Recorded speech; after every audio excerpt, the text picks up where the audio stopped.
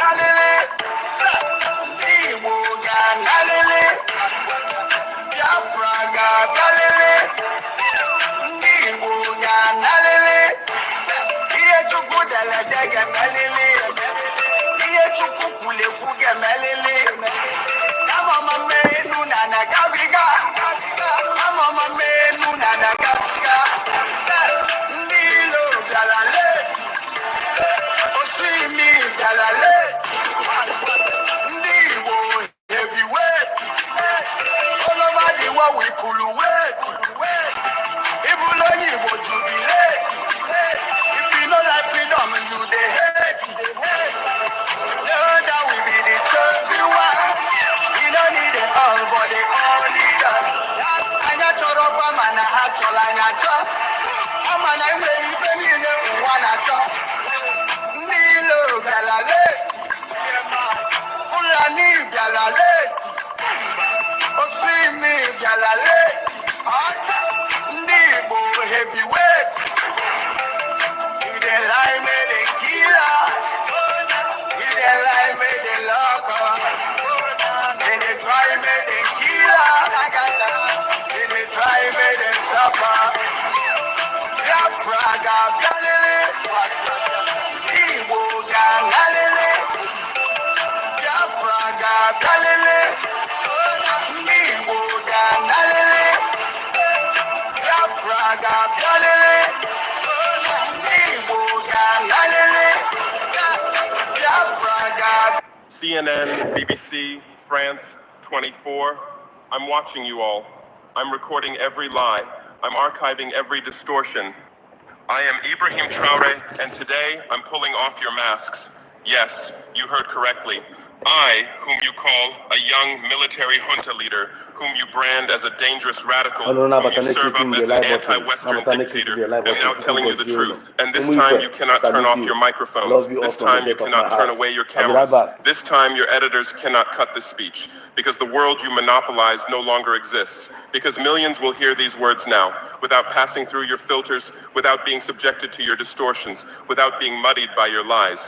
I am 34 years old. Every day of my life, I grew up with your lies. As a child, I would watch Africa on television.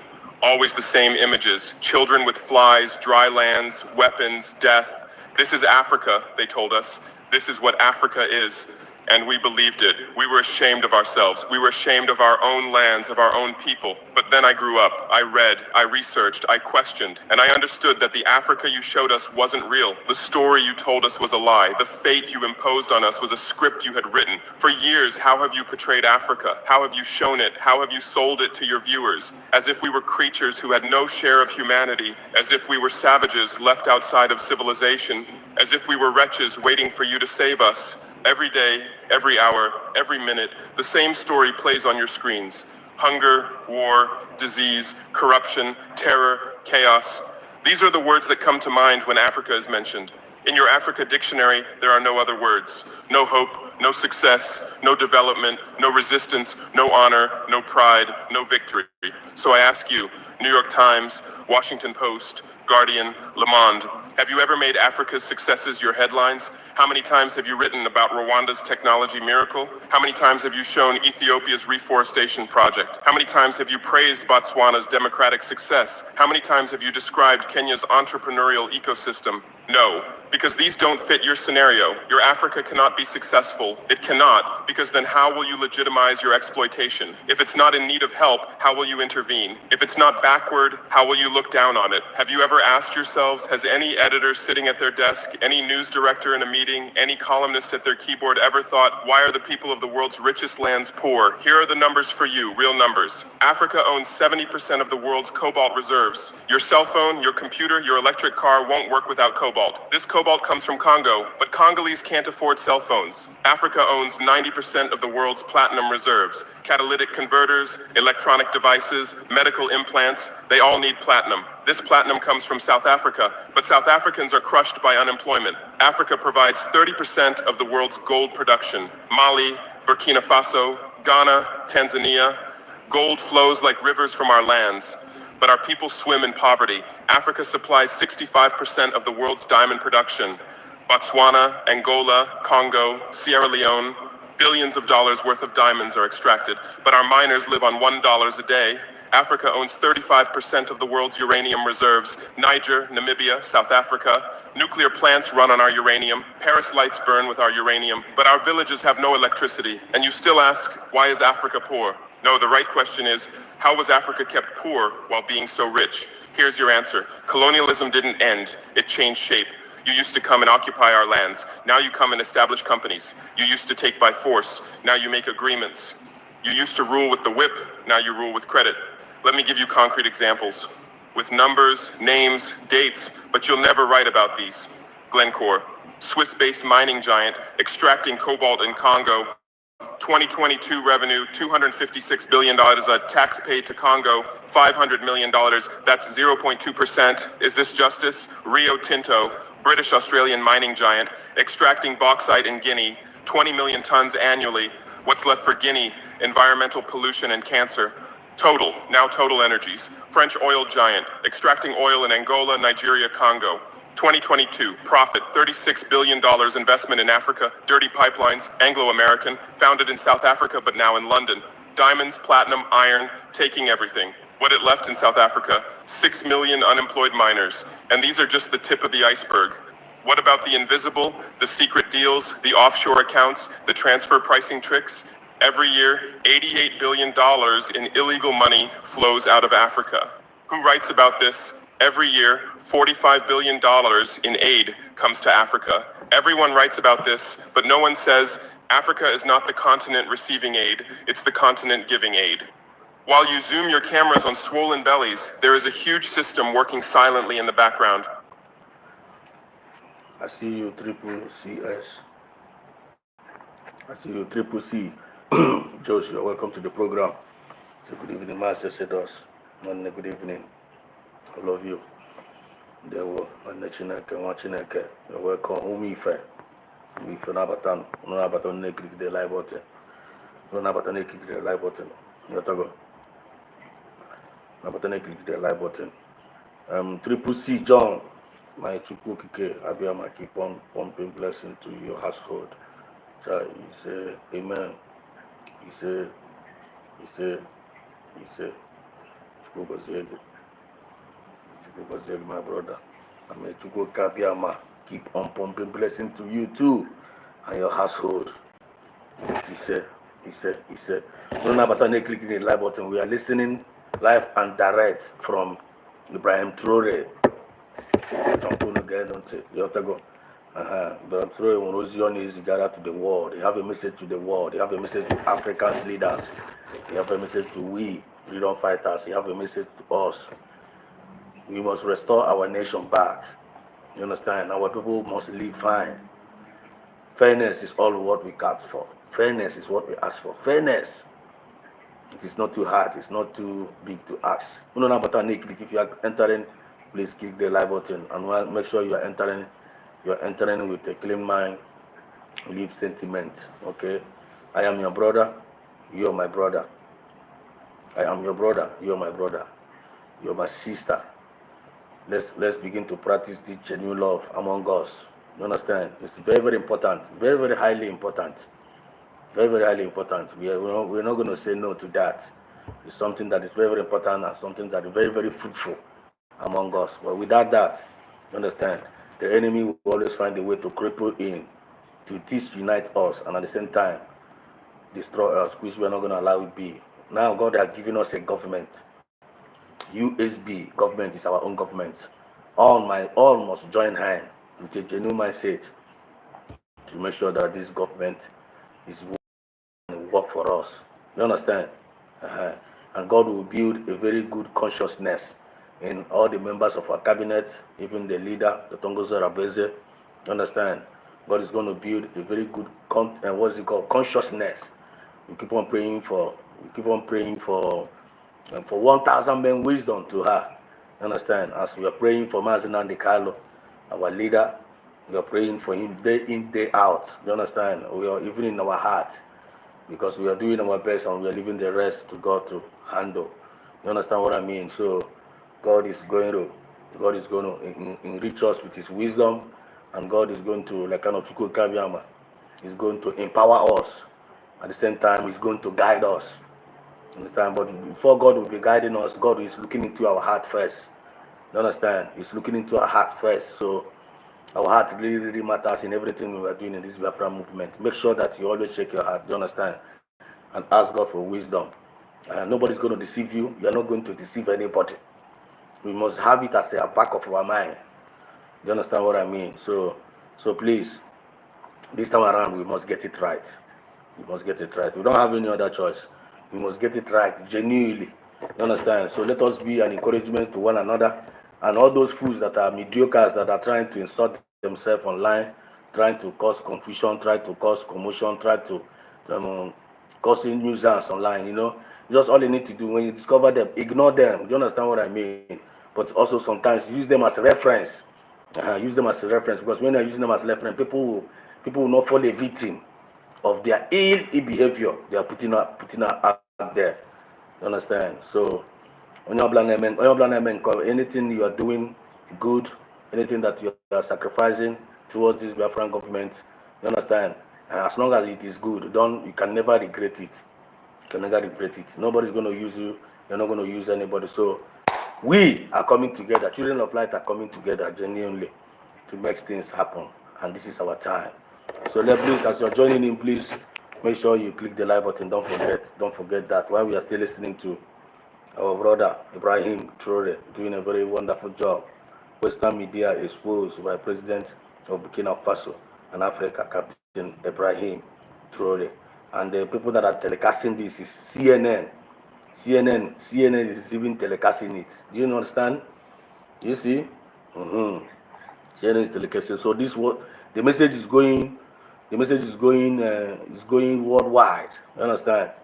And credit goes to our sister Nikki Agnes. She's doing a very wonderful job bringing this awareness to us. All part of us, one of us, Nwife, doing a wonderful job. Chukwu Kabiam continue to bless our sister Nikki Agnes, and continue to strengthen her and uphold her. You understand what I mean? So all her good job putting out there and awareness to Biafrans genuinely is going to reap all the good job. Nafachukwu Kabiam, he said, we love you, sister Nikki Agnes. Keep on keeping on. Understand? As the spirit of Biafra will always guide you. So please, I want you to pay more attention to listening to what our Ibrahim Traore have to tell the world and to us at a large. Every day, tons of gold, diamonds, cobalt, uranium, oil leave our land. But how? Here is the system. Step 1, create corruption. Bribe our leaders. Open offshore accounts. Promise them a life of luxury. Send their children to your schools. Step 2, make deals. Get 50-year, 99-year concessions. Ask for tax exemptions. Be exempt from environmental rules. Ignore labor rights. Step 3, control the infrastructure. Take over ports, airports, railways, but only from the mine to the harbor. Don't build roads to the villages. Don't bring electricity to schools. Step 4, provide security. Set up private security companies. Arm them. Declare protesting. Step 5, silence the media. Buy local journalists. Suppress opposing voices. Serve internal unrest news to international media.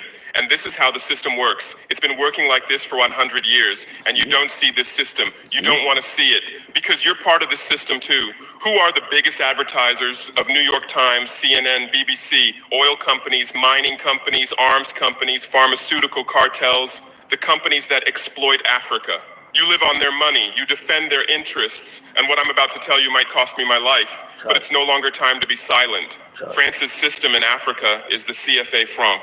14 African countries still use French colonial currency. 50% of these countries' central bank reserves sit in the French treasury. France applies negative interest to this money, so we pay France to use our own money.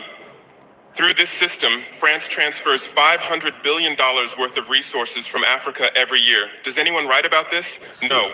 But when France gives Africa 10 billion euros in aid, it makes headlines. Britain's system is more sophisticated. London is the world's money laundering center. City of London, offshore paradise. Every penny stolen from Africa passes through London. Jersey, Guernsey, Cayman Islands, Virgin Islands, all under British control. Africa's wealth hides there. America's system is AFRICOM, Africa Command, 46 military bases on the continent. Official purpose, security. Real purpose, resource control. Drones in our airspace every day. Listening devices everywhere. They say fighting terrorism, but it's not terrorists. It's people's leaders who are targeted. China is the new player, says win-win.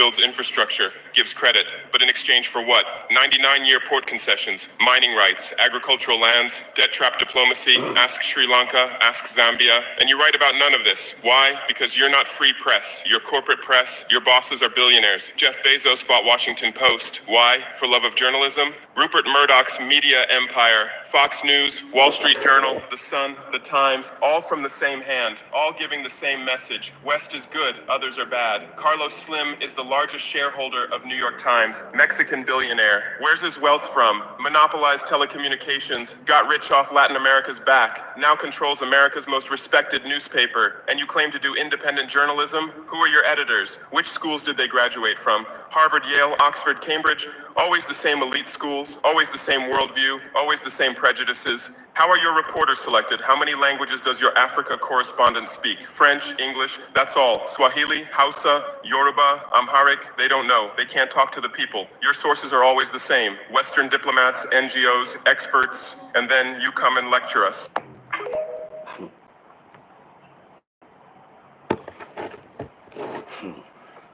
Now you heard it, right?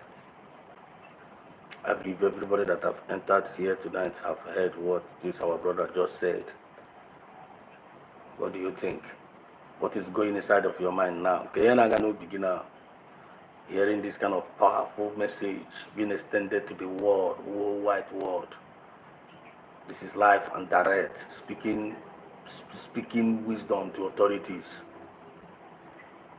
This is the time for Africa to rise up.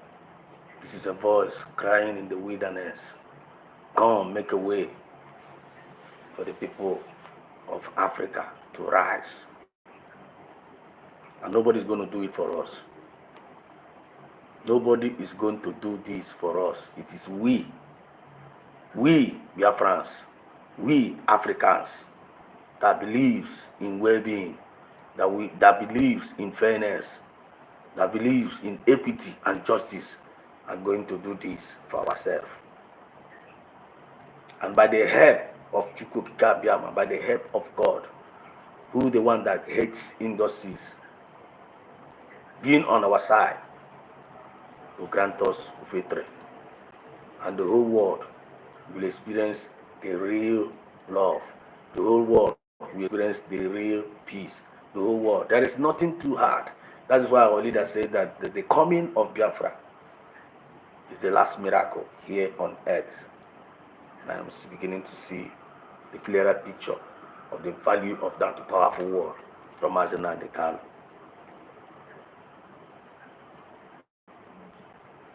There is a need for this awareness, and this awareness is spreading like a wildfire. And the question is now, are we in or are we out? Are we in for this great awareness of this well-being of the rise of Africa, or are we out? That is the question we need to be asking ourselves. Those of us that have agreed, that have seen the revelation, that have understood the prophecy, that have understood the times on the season, they are joining together, both spiritually and physically, and they are making things happen. That is the truth. And if you are trying to stop them and keep Basra, you're going to find yourself in a very big mess. That is the message. Now, when you receive this kind of message, what will be going inside of your mind? What will you be thinking? Let me know your mind. Let me know your mind. Are you thinking what I'm thinking? Are you seeing what I'm seeing? Are you feeling what I'm seeing? Are we feeling the same? Are we thinking the same? If you are thinking the same, you are one of us. I am one of you. But if you are not thinking the same the way I'm thinking, you understand? There is no agreement. That is where conflict rises. But right now, God is making us to know those that are, God is like kind of people to be opening our eyes for us to be seeing things very clear. God is now granting us wisdom to run things, and by His power and by His grace, there is no weapon that is going to be fashioned against those that God is going to prosper. Because keep us now. automatically you are putting yourself inside danger. I know what the truth. I know what the truth. So like people that are putting bad energy to this Biafra movement, they are actually destroying themselves. Do you believe that? That is the truth. So you don't try to put yourself don't try to put yourself in their condition. You understand? Don't allow them try to manipulate your mind or trying to make you to be thinking evil towards one another. No, don't do that. Happen haka how make their mind ka how na eche ọjọọ. Ndị ha make their mind so si ha na arụ na-eche ọjọọ. Hapụrụ ha ka ha chewe echiche ọjọọ ha na-eche. Hapụ ha ka ha chewe that echiche ọjọọ ha na-eche. That echiche ọjọọ efu ha na-eche ga na-abịara ha. Don't get yourself involved with them, because that's in a blessed it's a blessed are those that walk not. Iga wonya goziri agozi owu ni na-aga eso ha na-aga akwa asịrị ahụ. Iga wonya goziri agozi owu ni na-aga eso ha na-aga ewute isi mmadụ wute isi na-aga akụkọta n'ọnụ. Iga wonya goziri if you know they join them in that their ill behavior. Iga wonya goziri agozi. That's blessed are those that walk not in the counsel of the ungodly or not sit in the seat of the scornful. Ndị na-achị nwanne ha ọchị na-anwa ọkụ nwanne ha for no reason. Now know that always think ka ihe ọjọọ mee nwanne ha ka ọ bụrụ na ọ na-anya ha maka ihe ọma ga na-abịara. Nwanne, those ones, if you are thinking that way, nwanne, you are an evil person and evil will begat you.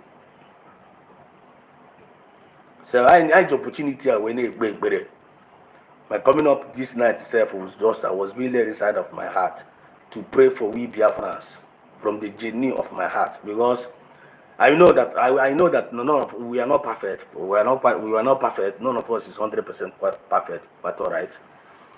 But when we hear that nobody with conscience, when we hear that name and they're perfect, but in with the conscience again and on. That is what really matters. So our prayer point time now, Chukuna, create in us, Biafrans all over the world. I'm going to make before say, Yanya you be sarasara. Yanya you be sarasara towards one another. If you're not Jesus, na keep bazwa, how am I getting a choice? How am I getting a choice? Brain ha get reset by fire by force, na keep bazwa. They must join the queue to make the right decision, doing the right thing and getting the right result. They have a choice, they must join the queue. I'm not going to live and direct.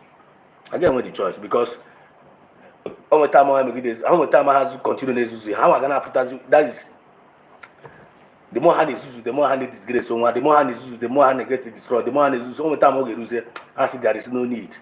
Now I'm going to go and there is no need to. They will be forced to join the queue by fire by force. But on come here they join with the queue under by fire by force. On come need you be join all the queue with the game with peace.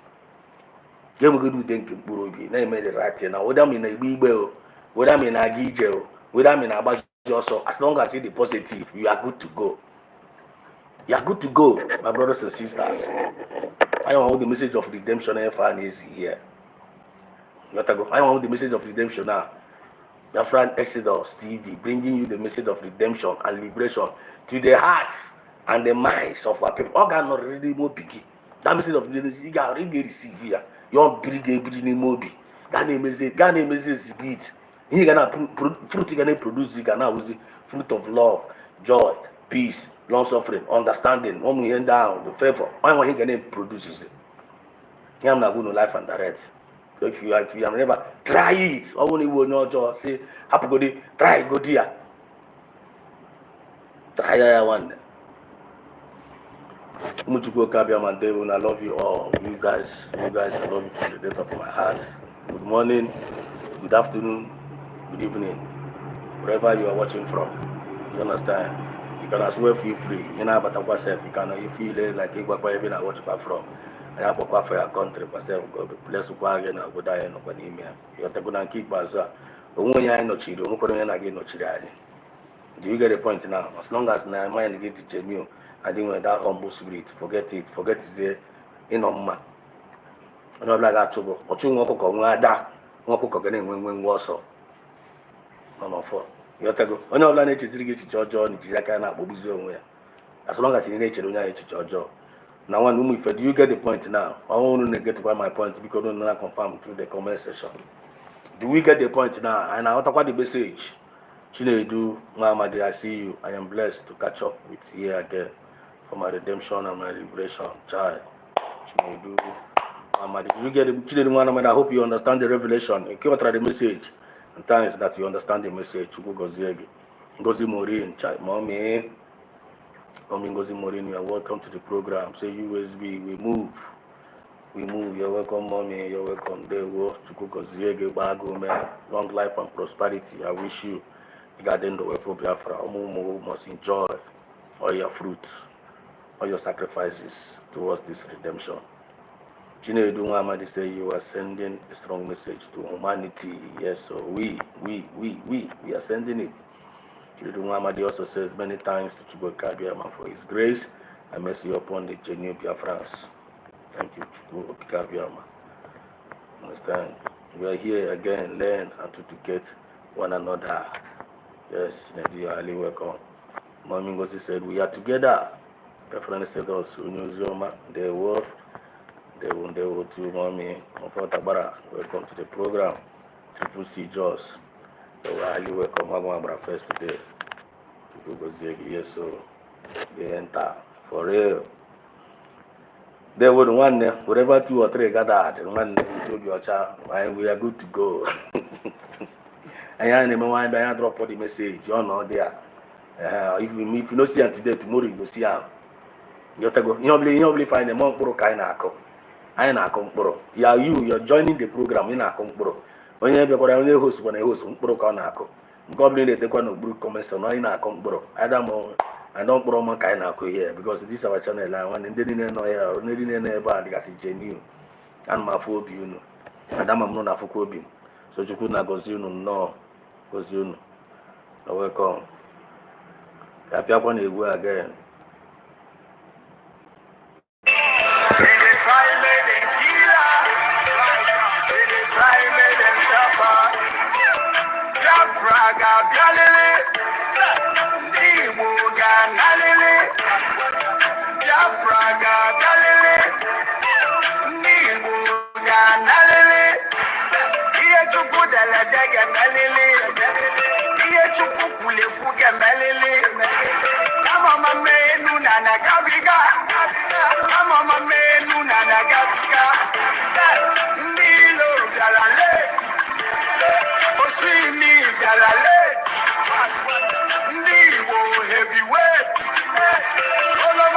We pull away. If you don't like freedom, you they hate. Now we be the chosen one. You don't need it all, but they all need us. Anya choropa mana akola anya cho.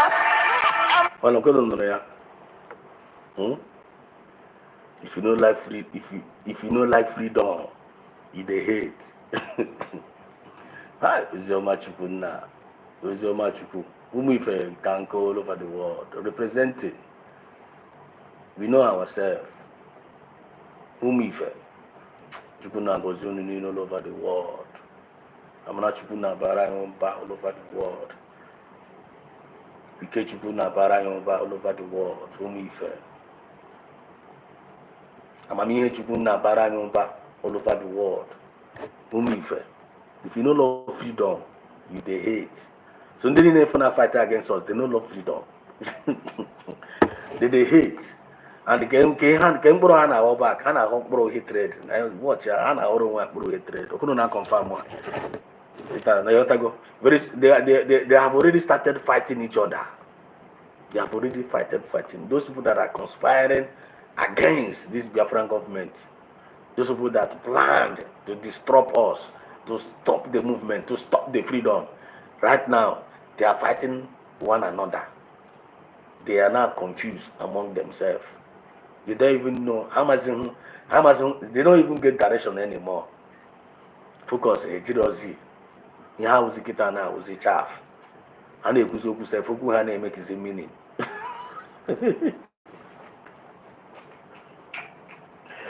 And they could say, Nuku Hane make his meaning.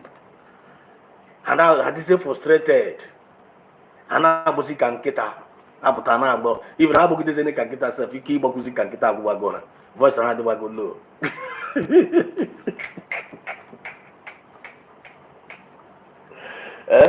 They go explain, then go explain, then go explain, then go explain tire because of Guinea. Obi had the rocha. Adrozi, I flow easy, genuinely. You have a message voluntarily. You have a message now. How they are going to get this, how they're going to achieve it, how they're going to overthrow, how they're going to get money, how they're going to manipulate you. And they say frustrated. But to watch Umuife, the Roman natural, they flow Roman natural, and this Biafra movement here. One nature, and what time maybe about to bring it to your job. Yana Chow in a gaga, Atron, Ebola name, Koana Gaga, give one there, and Yenega Kadetina Gaga. That's what they are looking for. Actually, you're gonna want his yoku, then they will follow you. Actually, you're gonna make real sense, then they will follow you. Actually, you're gonna make encourage, then they will follow you. Actually, you're gonna die kind of they will not follow you. Once I'm about dictate that I can't know what to do is about you want to use their brain or go to. They will leave you. No brother, no African, no Biafran will use another person Biafra and brain and keep us. When you use the brain, you and keep us because Umife, Amuruganya, and Umife will go government. Umife will go government, and Umife that supported that government, yeah. Because Umife pussy supported the government. Government ada. Do you get the point now? Hey, this thing sometimes make yourself. And I stand up for it, but to real truth. And then if we are with the relaxed mind, what it is, if we are with the relaxed mind, they put you out there genuinely with a relaxed mind, with a very clean heart.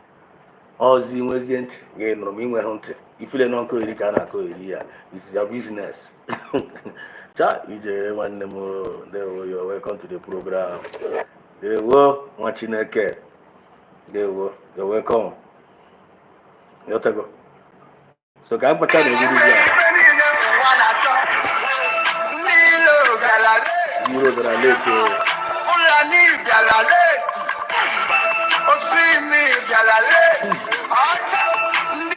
well, then don't see me later and I talk bullshit. You see me, they are late.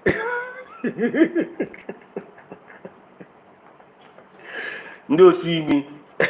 One have is late. Do you know why? One had the blind. Don't see me, she shape one and I have to use her.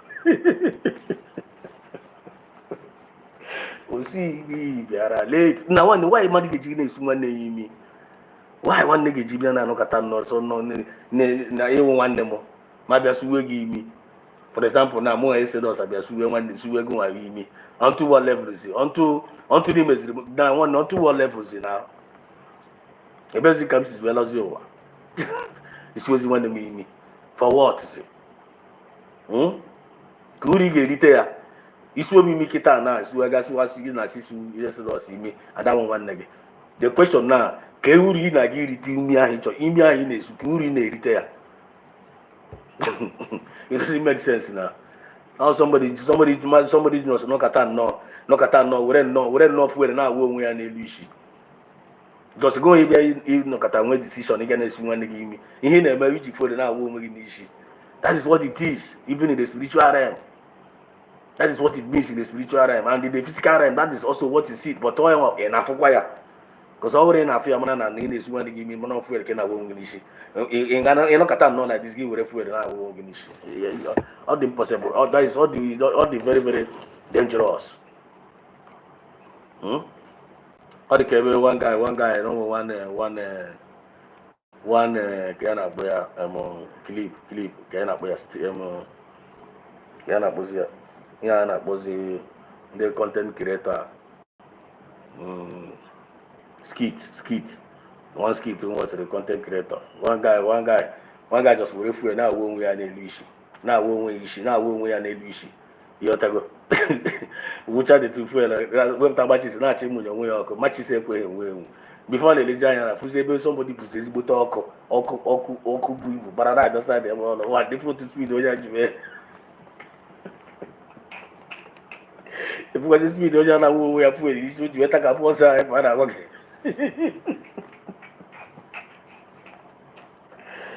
Hi, we fair. Magamara in no man to today and abale. To today and abale. Get it because the image I mean, I'm going on about a relax. Don't allow all these peer pressures, all this in the mediocre and to have poison on your mind. Have make you lose your focus. Which is from bad. Now that's what they want to achieve. They want to take away that joy in you. They want to take away that peace in you. Because how am I like that peace? How am I like that joy? After that joy in you, I want to catch how. But no, you're not going to give them that what they want. The joy of the Lord will our strength.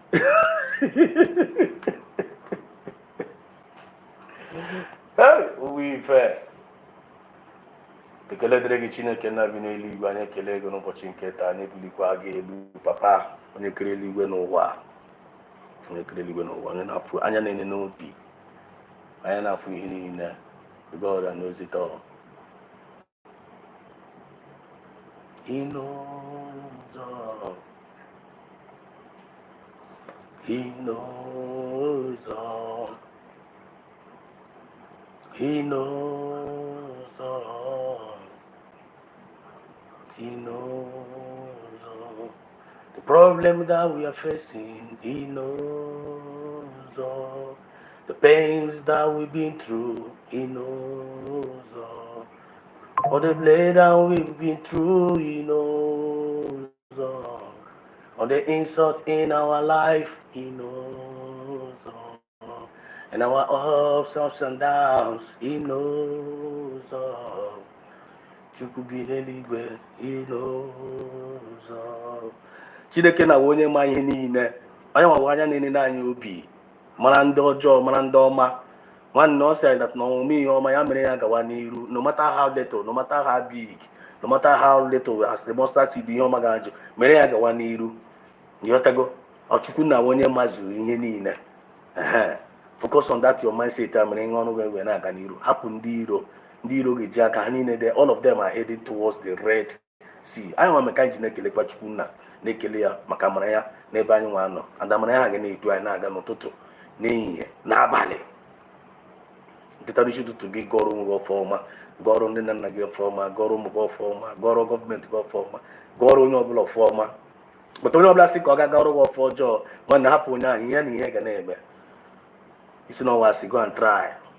Yanni had a name. But we do more spiritual. Chuna, why I didn't know. I don't know when I confirm right our words. Understand? So, can you love up yourself upon yourself?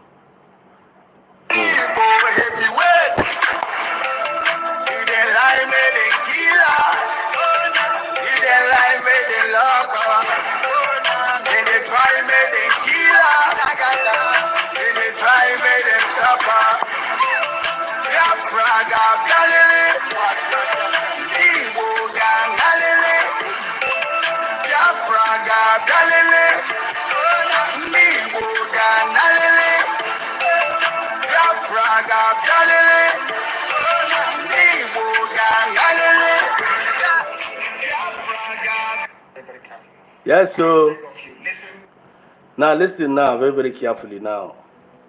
Listen, Mazina Nikalo have a message for us. Our leader, supreme leader. Get it? I'm Ibrahim Traore. I am the opening speech of today's program. Direct message to international communities. Direct message to Africans. And in conclusion, he made them to understand this is the time for Africa to rise, that the Europe, the Western will stop molesting Africans, stop, sucking them dry. They must give them fairness. And that fairness is what they're going to get. This is no more the time to hide. This is no more the time to be a coward. This is no more the time to be speechless. You must rise up to speak truth to power.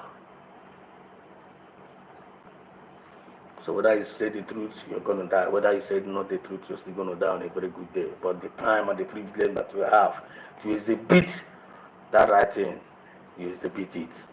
Then you leave the rest to God. They are our good legacy. will speak forever. Listen to Mazina Nikalo message. You will not hear this broadcast anybody, if not Mazina Nikalo, the prophet himself. Very carefully. Now, listen to this. Area 1, the task that must be done.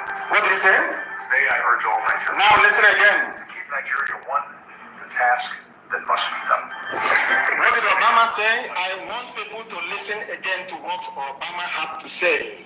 To keep Nigeria 1, the task that must be done. To keep Nigeria 1 is a task that must be done. I want those of you with internet-enabled devices to go and click or type in this very phrase. To keep Nigeria 1 is a task that must be done. It was the same thing that the dead Buhari echoed during his campaign. And I'm asking, you'll be asking yourself, what is the business of the US president with trying to keep Nigeria 1? Is that their business? In what way does it concern them? In other words, what this man is trying to say that the president of the United States of America, before Trump came in, their ex-president Obama, knew very well about our agitation for Biafra. He knew what we were doing even in 2015 when he was making this ad or this campaign for Buhari. Ask yourself this question. Would a former United States president... Do you hear that? This is the agenda. You know what agenda in the West? To keep Nigeria 1 is a tax for them that must be kept. And that's Nigeria that already one. Ndi Igbo, Yoruba na Hausa na whether man ebu man atagata or whether man in a terrorize go, whether man Fulani herdsmen on Abia or na Abia, whether man about the whole village Yoko, whether man bend them mad issue, whether man here below joy and men Nigeria can already one. I want Kamas and Kalone may exposed to us that time. I got already one. Not only na choko ebe fu ibe America are no one so that akusi na egbu gbugbu efa na egbu na onye aga wuzi their enemy lokoto anyị nwa nọkịta na ha na fata na anyị their enemy because we get it nice na actually was one with Nigeria because becoming one with Nigeria means no this is that means your death.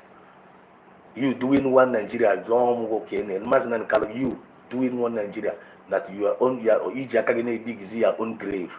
Those that are doing one Nigeria, they are using their hands in digging their grave. And you want to say, and we, the Biafrans, we say, no. We know who we are. We love humanity. We want well-being of everybody. We are not going to follow you to be living a life of terrorism. We are not terrorists. We are normal human beings that thinks well, that thinks for the good of everybody, that loves civilization, that believes in live and let us live. That is what we believe in. And that's what we are fighting for. And that is what we will get. And we are getting it. We are getting it. Because time is going to come.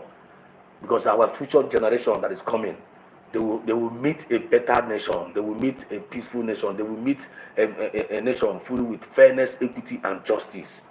That's what we are sowing the seed now as their fathers. Are you one of us? Are you sowing that the same seed we are sowing? Are you positively the way we are positive? What are you fighting for? You being in this Biafra movement, what are you fighting for? Can you tell me what you are fighting for? If you can feel free, you can also tell me. Because for some of us that are here, we believe in one thing. What's it called? Triple C, believe, I believe. Amy, Jack, believe, I believe. You understand? How we glitters, we believe in what I believe. Ngozi Mori, the same spirit, I believe in what I Triple C. Most of them have kanko. That's why we are flocking together. That's why we are moving in one direction. That's why we are trusting one another. That's why we believe in one another. Because I have to my mind and genuine. And the devil can never enter us. The devil can never enter us. That format about my idea, that is not our dream. That is not our vision. We disagree with that. Then they are humans, so they are not God. One thing like this was is that they make these strong policies against us. When they are human being, just like me and you. I will watch Nick and how. And when somebody being the high final say, God believe in the when they may last and be the Halen one, they cannot stop him. It have happened it happened many thousand years ago. It have happened. It is in the history. It happened. God broke their hands and freed his own people. People had tasted freedom. Today now, Israel now is existing. They are no more. There is an end to their suffering. He can never conquer them anymore. He can never mess them up again anymore. When the Hama was world powers doing well, taking care of themselves. Back. That is ever anyone ahead to anyone who move Biafra. Are you with us or are you against us? What are you putting on the table? What are you putting on the table to make sure that we build this new nation? Now we have gotten a government. What are you putting on the table? Positively, genuinely. Not you. Instead of you putting that thing on the table, what you'll be putting is going to be you'll be putting distraction. You'll be putting confusion. You'll be putting disunity. You'll be putting envy, jealousy, bitter. Chineke na ga-akpọ ọkụ. Because there is nothing light have to do with darkness. If you are darkness, when they draw away again, if you don't want to draw away, I buy light and when they got battery also. If I off this switch now, off this switch in this palette now, right now, all this place will become dark. When I on it back, there is going to be enough light for me to see where. So the power is in our hands. The power of that light and darkness is in our hands. Yeah? The power is in our hands. That power of that light, that power of that freedom, that power of that wisdom, that power of that knowledge, that power of that love, that power of that self-respect is in our hands. It's all about choice. It's all about what is your choice. Don't go and choose wrongly. Just like Chineke na Jiwene Kwata na if na didn't feed them that time, you had the choice. One in car won't do car won't. You need to choose Kwanaka. Uno tank prosia now when they na game moon. At the end of the day, human being can choose. Also, no time, no one I got the thing. And I was. So this time around, we must get it right. We don't have any other choice. We must make that choice, that good decision.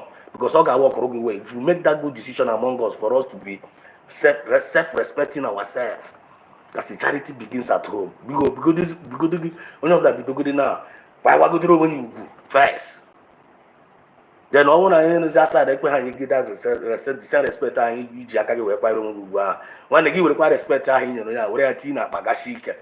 When I for that only nobody in a peace and keep us no peace. You ought to go when you actually in a bad peace, give require peace with tea and bagashike. Only I get for war. I want to say I could tell 0 when I war because that's only paranko but I got over.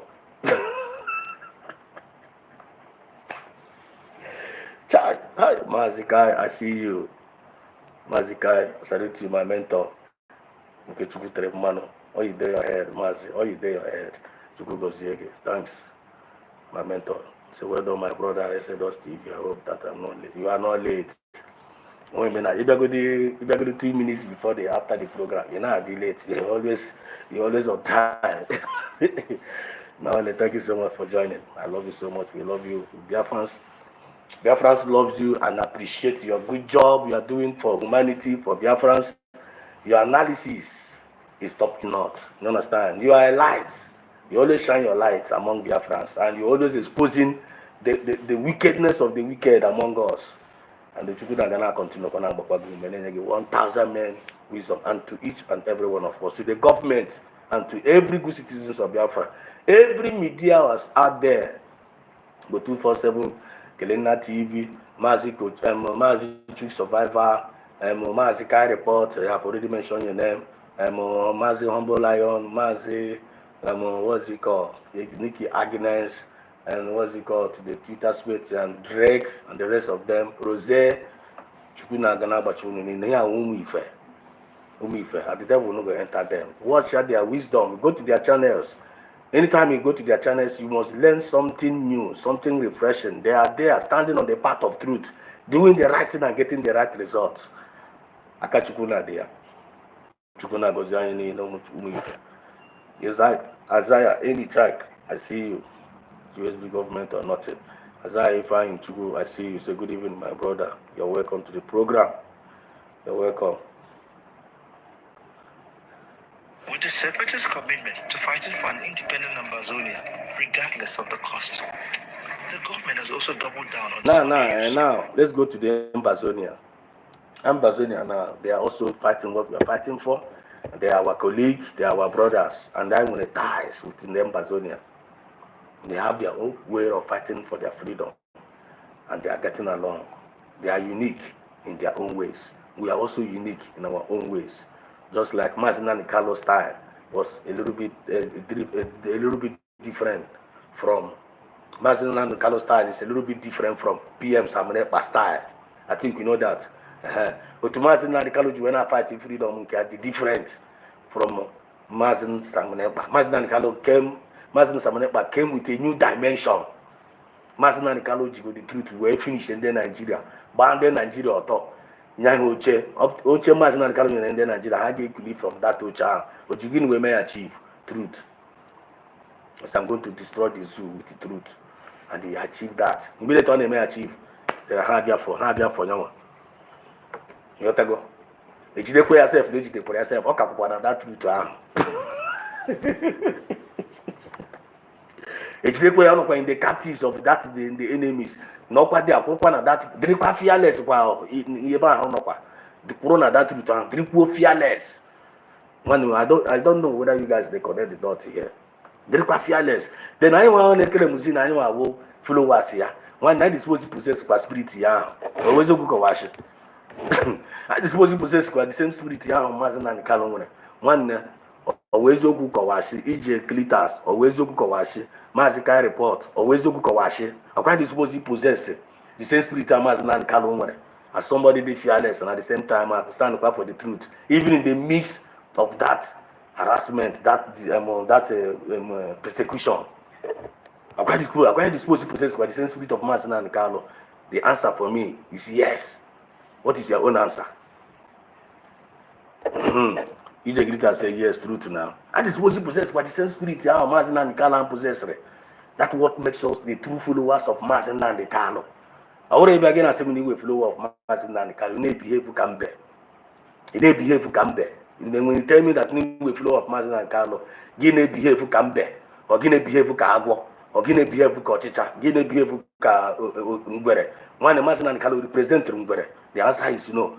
Mazina and Carlo represent on I only behave for Cochicha, the answer is no. Mazina and Carlo only behave for Kaiwu, answer is no. Mazina and Carlo only behave like a lion. The lion only protect the kingdom, yeah.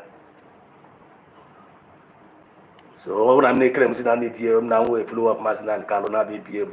And I able to be in a chroma cock. You never expect, and I'm getting respected. All the impossible now. I will not respect you. I will not take you serious. I will not even take you serious. I will not even see you as you are existing. But I will be using as a reference. I'm gonna use you as a reference. Now, but far because of now I hate bad energy, and the energy gonna bad energy rooted in my territory. It's going to be on my territory because you are in nature and nature, and I'm positive energy. And how to work with people that have positive energy. If you don't have a positive energy, Korom can Korogo. One is it for me? It's not worthwhile saying. It's not worthwhile doing. Oh, yeah, the way define, man, they define no way of so that he put here out there. I said identity. Only obliged for yourself for one. For no work that person, work with that person. Which one work will be shift to one, or they call the bossa, or they call the gegorere. Very point. So in the Ambazonians now, and on their own. Let us listen from their own side. Can man acquire them at their territory? Because we learn each new day.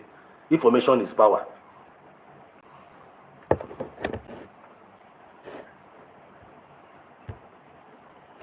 Of violence.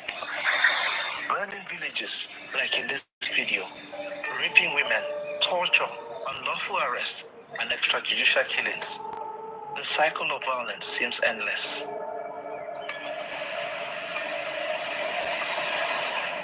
They brought out a pistol gun inside with bullets, insinuating that my brother and I were keeping those weapons. John, along with the... I see you, Mazi. BIAFRA is my hope. They will, Mazi. I salute you. They will. Chuku Goziyegi, thanks for joining the program. Say, may Chuku Kabiama bless you for standing up for the truth and doing the work for the real Biafrans under USB government, led by Dr. Ngozi Arabeze. He say, I salute you too.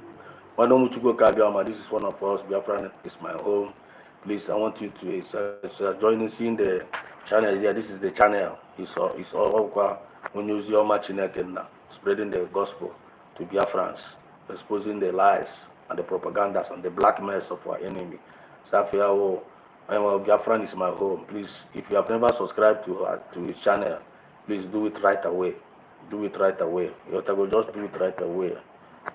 Do it right away so that can follow up. You're gonna focus your money is there in his own unique way. Because one of that is unique.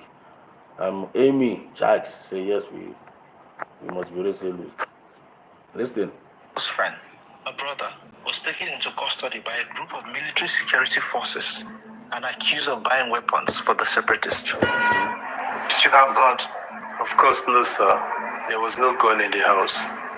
Whilst this was going on, John says the security forces attempted to force him and his friend into signing a document without being given the chance to read it. When we refused to sign those documents, that is when they separated us into different rooms and started torturing us. All BBC now report to this one, no. BBC is reporting this one.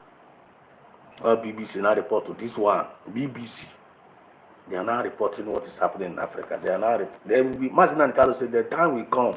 We are not going to pay the world media, the world international media to report us. And the prophecy is getting fulfilled. It's getting fulfilled. Listen. They tortured him.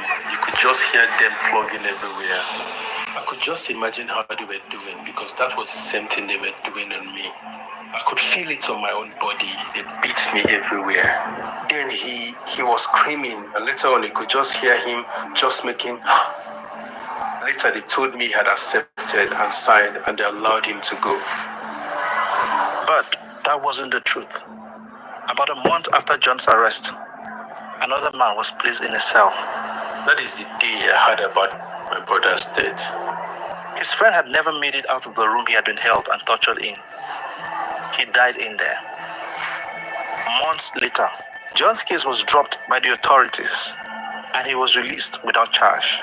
Up to today, I don't really know who is after me or what exactly they really want. I just live in fear because I don't know where to start from, where is safe to start from, and how to start.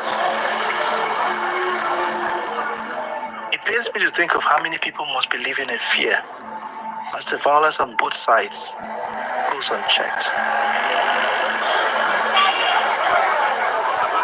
Like in Kumba, my hometown, a cross was paraded in front of a busy crowd. The special forces wanted everyone to know that the separatist leader, Oliver Lekeke, known as Phil Marshall, was dead. So they put his body on public display.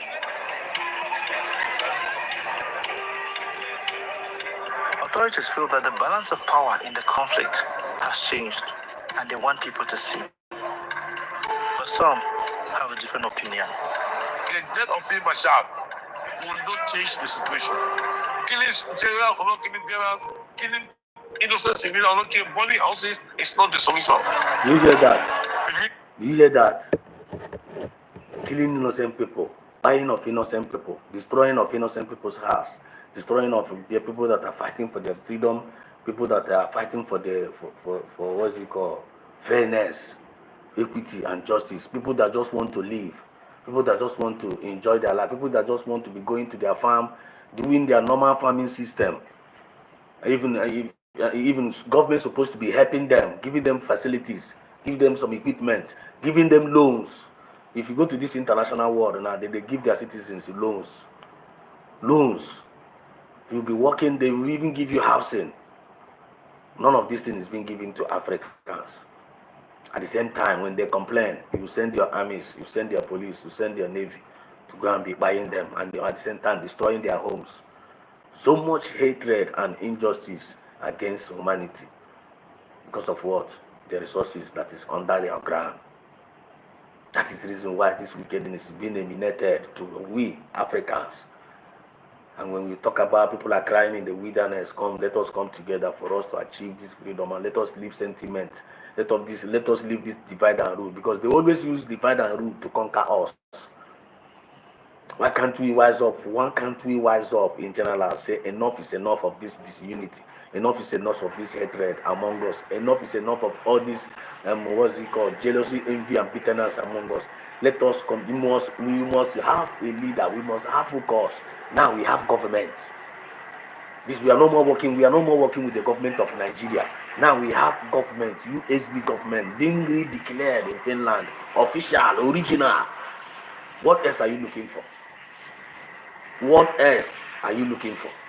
God has given it into our hands, and we must, since we have one of us ute azọta ala azọwa ute, anyị azọtaga ala ute ka anyị na-azọzi kịta na ịzọta ala, anyị azọtaga ala, anyị nwetago base. USB is our base. The government now is our government. This is not the government of Nigeria. This is the government of Biafra. This one is not Biafra. This is not Brigi. I used to go from Biafran government in exile by using an original government. We have transformed from Brigi to original government. Those people that are still sounding Brigi, where are they coming from?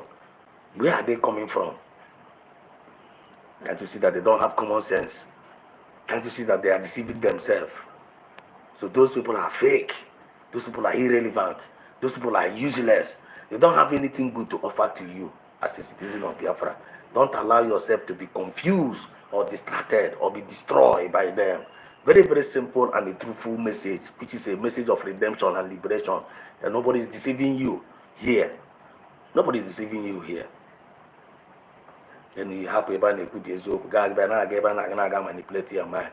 Then I manipulate your mind. Gaga bruise the question. Give Brugas all those nonsense and I could finish. Give Briabana and a Kai report. Give Briabana a Kai report. See, Kai report, Biabas was the guy to Jabi.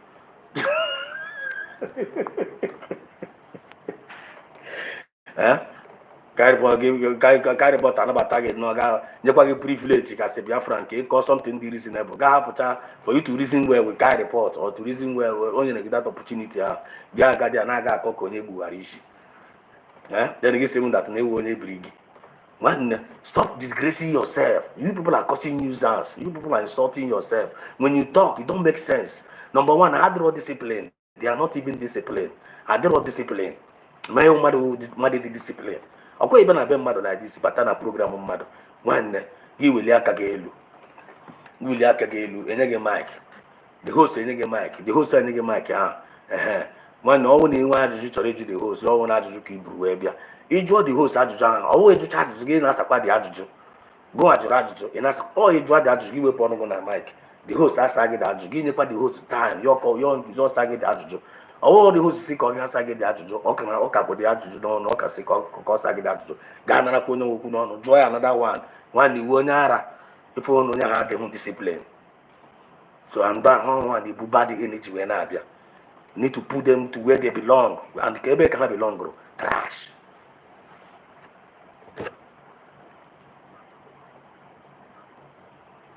Moving forward, I say about port. So, Ambazonia are on their own process, and they are making a headway, and they are not giving up in what they are believing in, and they are digging it out with the oppressors.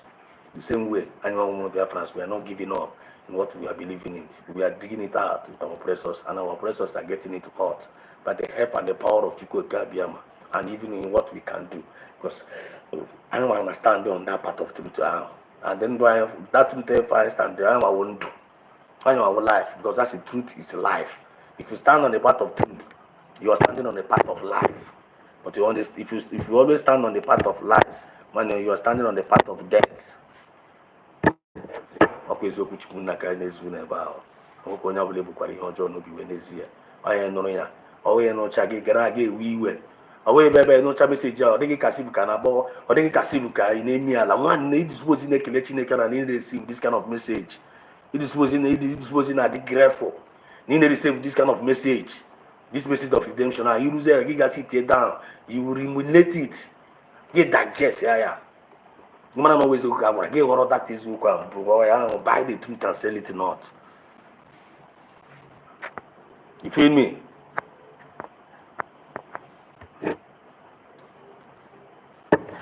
You watch now, I carry report this month. If you are very, very gentle man, very, very calculative man, very, very wise man, but and always somebody wanna like carry everybody along, like kind of give you room for you to express yourself. But don't abuse that. Don't abuse it.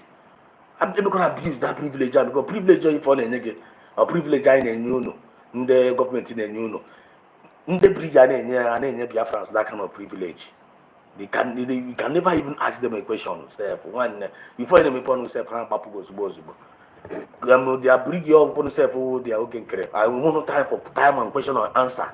You cannot even come out and look at that question and answer for strictly for Biafrans. But he cannot do that. Then they will done a 8 p.m. They will follow Biafrans here. Adjunct to not sabe that adjunct. You understand my point? Biafra is my own said. My question to fall back for any bridge is who is lead ambassador? Do they have COS? Yes, they have. Yes, they have a COS. The one lead them. I already the message there. I got fear there. Only how when they answer, let them come in and come and answer us. What to go?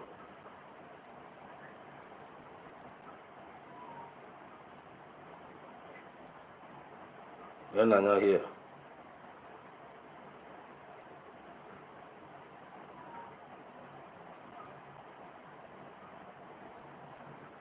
Everything I told you came to pass. Only one is remaining, and that is Biafra. And I assure you that Biafra will come. That Biafra will come. That Biafra will come.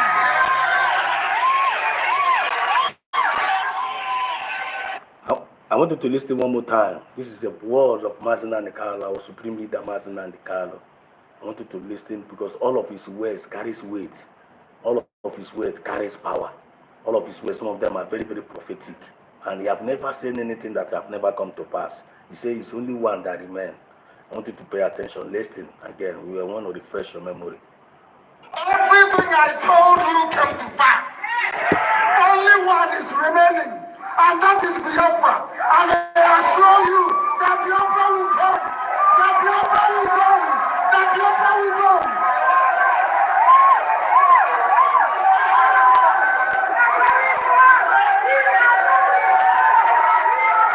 This Biafra we are building is going to be a different country from the rest of the idiocy that is called Black Africa. Biafra will not belong to EU.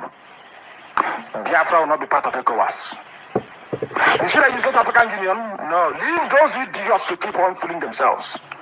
We are going to think differently. We will do things differently. There will be light where we come from. There will be good results. Our universities will be world class. We will spend money on education. People will be well behaved.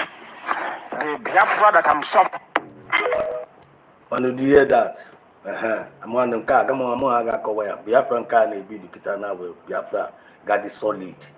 I got part of AU, my all those nonsense. And I come one. I do one unique. You know, from the voice of Mazina Nikalo, right? Please make sure you get the truth, sell it not. Because all can not already the information. You have to go. Too much. You have to go because something on me and and most of the time, program I'm case I forgot I did to put a hit or point for that day. I'm probably very hit. Make sure you grab aware. You have to go. I'm kind of 1 hour, 1 hour, 2 minutes later, it's 2 hours. I make our program. I make sure I discuss the where. On your day relate to for I pass our information. Motivate to why we go the government.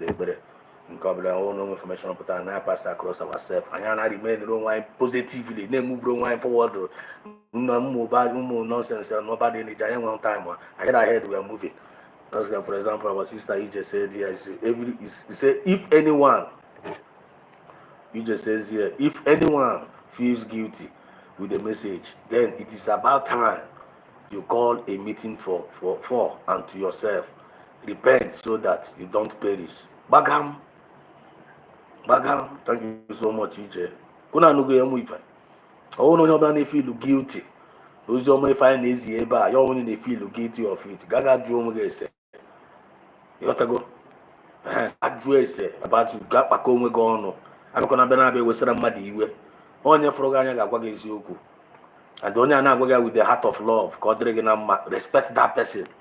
Not playing for with the heart, with the heart of love. Why no you must respect that person. Only respect that person, not going to choose you both spiritually and physically. I don't want the truth. You have to go. I don't want the truth. Then I can call on this story now. Whenever I in many diverse ways. Get notice story now. We got full story of get notice this story. It is said that a mighty lion was walking through the forest with pride and dignity when a boastful pig stood in his path and challenged him. "Fight me if you're truly brave." The lion calmly replied, "You are no match for me. If I fight you and win, they will say, 'A lion defeated a pig.' Where is the glory in that? And if you manage to hurt me even slightly, it would be a disgrace for me." The pig scoffed and said, "If you don't face me, I'll spread the word that you were afraid of me, that you're a coward and weak." The lion smiled wisely and said, "Let them say what they wish. Keeping my fangs clean is more important to me than staining them with your blood." Moral of the story: your true strength lies in self-respect. Moral of this story: your true strength lies. Our true strength lies in our self-respect and in our self-respect. When we feel the what knowledge here, some of us are this thing. Some of us are some of us are acquire. That's why I need a reveal here. Most of the phobia and share acquire. Share the knowledge, share the inspiration, share the revelation. No when came Maya, Gamatazia, we Tien and Kemarama, Tien and Kemama. I don't know, as we are moving, we are progressing. When you do get it, I'm not try this story of Mana. This story of Strength lies in self-respect. Never let others dictate your actions or drag. Never let others dictate. Never let others to dictate your action or your strength. Strength lies in self-powered and weak. The lion smiled wisely and said, "Let them say what they wish. Keeping my fangs clean is more important to me than staining them with your blood." Keeping my fangs clean is more better than staining with your blood, staining your staining your blood with them. It doesn't make sense. Moral of the story: your true strength lies in self-respect. Never let others dictate your actions or drag you into battles beneath your dignity. Chai. Your worth is built on your principles, not on the opinions of others. Stay blessed. You get the point? We are moving forward. Something. Never tools. Never again. Tools can never here. And code to have for you to know how to be dealing with your enemies, dealing with all those manipulators, dealing with all those distractors. Wisdom guide now. If for to the lions we fade the easy. If for to the lions we fade the easy away. I for to the lions we fade the away. Actually, can boy one more time. I'm not going to interrupt it. Just boy, self-explanatory. Listen one more time. It is said that a mighty lion was walking through the forest with pride and dignity when a boastful pig stood in his path and challenged him. "Fight me if you're truly brave." The lion calmly replied, "You are no match for me. If I fight you and win, they will say, 'A lion defeated a pig.' Where is the glory in that? And if you hurt me even slightly, it would be a disgrace for me." The pig scoffed and said, "If you don't face me, I'll spread the word that you were afraid of me, that you're a coward and weak." The lion smiled wisely and said, "Let them say what they wish. Keeping my fangs clean is more important to me than staining them with your blood." Moral of the story: your true strength lies in self-respect. Never let others dictate your actions or drag you into battles beneath your dignity. Your worth is built on your principles, not on the opinions of others. Stay blessed. Stay blessed. One, you watch a color is here now. Out of I'm going to my way teacher and I call now the career. Yeah, and they bring in a man now together against the USB government with the Tongos Arabese. Like my in such a name. My in such a the president Tracy here. Who know their way? My in such a the president easy Granaga challenge lion.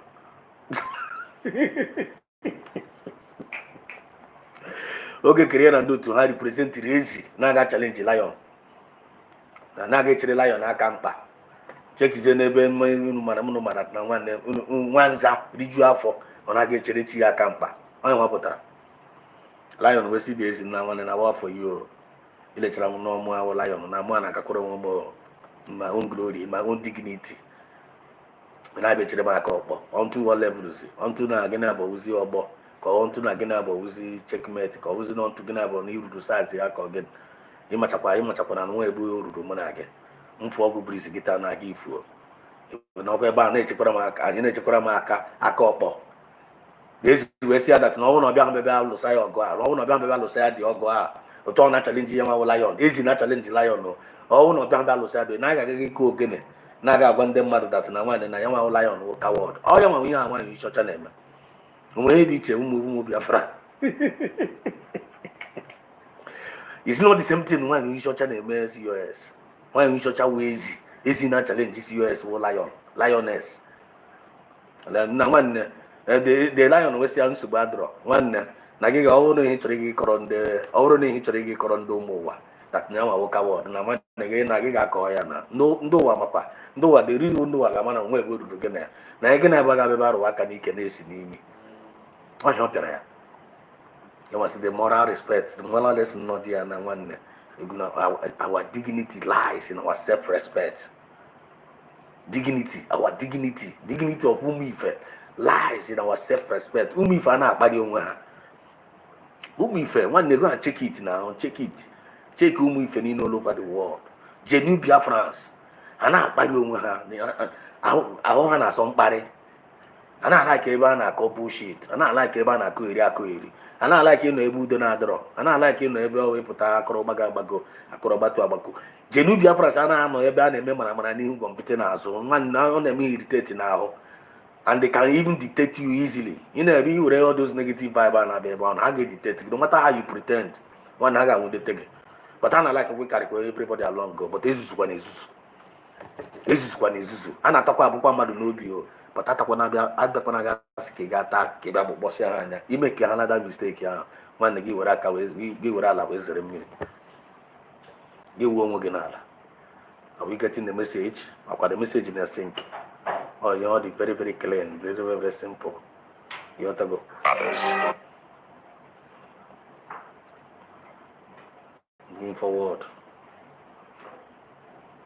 Moving forward, get one message in car now. Chichima, absolutely, my brother, right on to success. God bless you. Mazikaya reports, Mechuko Kabema, bless you. But your friend is my home and Chichima said, absolutely, my brother, right on to success. He said, you too. Get nothing a message in car. When someone doesn't value you, don't argue, don't beg. Do this instead. 1. Withdraw your energy. Where you're not valued. One get nothing can very, very important. Yeah, code can read this here. Yeah, code can read legacy here.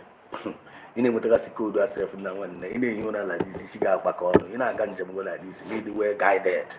You need to take it so like this. So you need to do good reading. So you need to way both spiritually and physically. When you go and you need to way go on. You have a divine connection that no one on again. You know I need flow. Okay, you are getting for it's a lot of bad energies because bad energy are drawn around us. Yeah, if I mean I want to scare away every bad energies around us.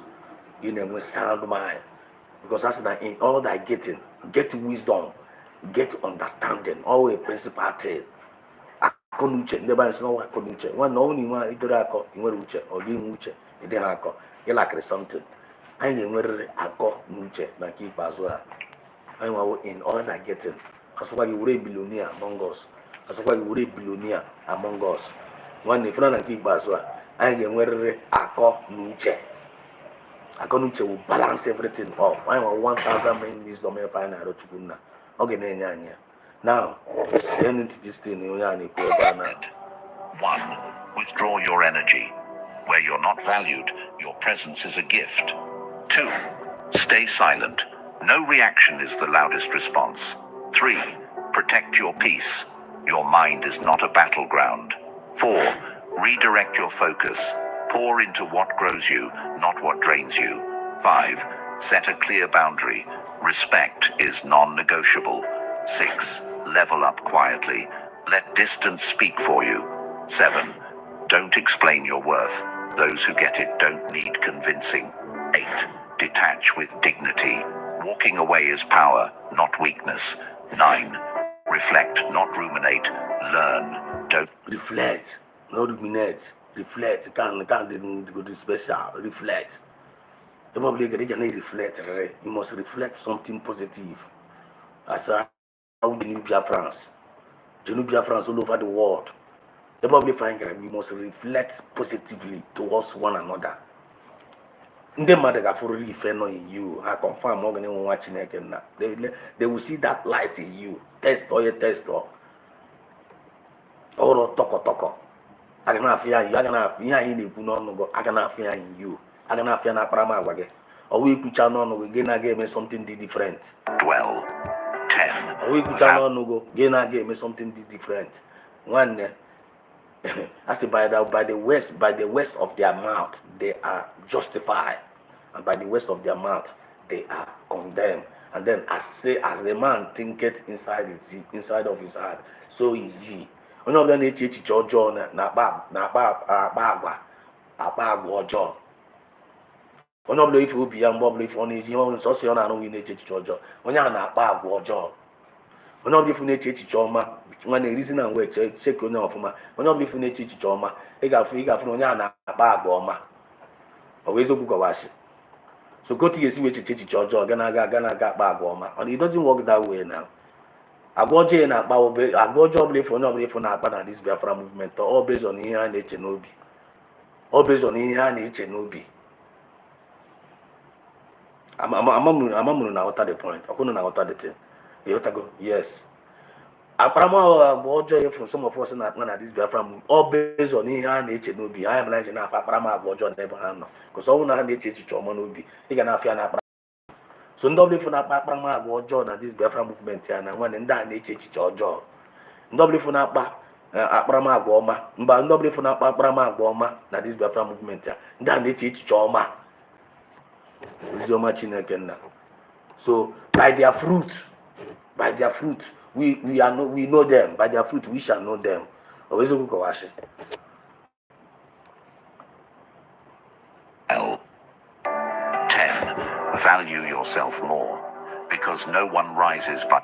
Value yourself more. I got value rule why. All one and there was in a value annual more Biafra. You own and then Nigeria seen a value annual more Biafra. You own and they start these governors based on how puppet Naga Rachashi, the Fulani Naga Asohamunike, now you want Pampas. You own a how I won't value never anyone. One annual got value why. Anyone got value. Only Raju and I drew where. Anyone got value why. We must add value to ourselves. Then we still got add this value to ourselves. That one every value I had in a bagashike. I don't on a very good day. I get me chocolate patati value down. I always look come na zoom here. You go.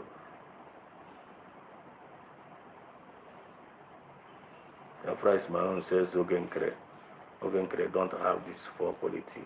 Educated politicians, wisdom, spiritual, so they can give what they don't have. Yes, that's why they are giving what they don't have now. It's by staying where they're diminished. You don't lose value when they fail to see it. You lose time staying where you're not seen. When someone doesn't value you, don't argue, don't beg. Do this instead. 1. Withdraw your energy. Where you're not valued, your presence is a gift. Wait. Let me just play. Let it just play one more time. Presence is a gift. 2. Stay silent. No reaction is the loudest response. 3. Protect your peace. Your mind is not a battleground. 4. Redirect your focus. Pour into what grows you, not what drains you. 5. Set a clear boundary. Respect is non-negotiable. 6. Level up quietly. Let distance speak for you. 7. Don't explain your worth. Those who get it don't need convincing. 8. Detach with dignity. Walking away is power, not weakness. 9. Reflect, not ruminate. Learn, don't dwell. 10. Value yourself more. Because no one rises by staying where they're diminished.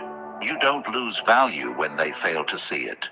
You lose time staying where you're not seen. When someone doesn't... So much there, are you blessed? I couldn't have got blessed. Child, someone got the woman now. They are not on bullshit. Child. One of my mama and Koibu guitar now, whether Monday YouTube or get Tiri Madanya.